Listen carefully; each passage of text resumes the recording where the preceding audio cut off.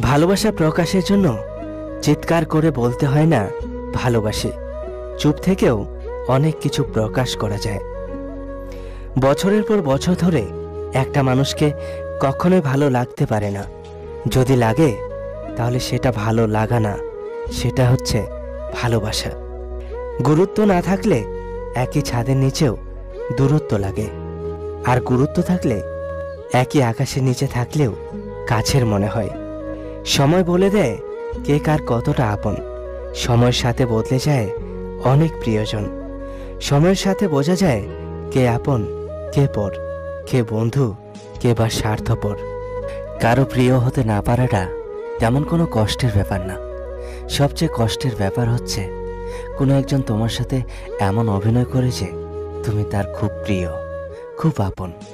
তারপর যখন একটা সময় তুমি তার প্রতি দুর্বল হয়ে পড়বে,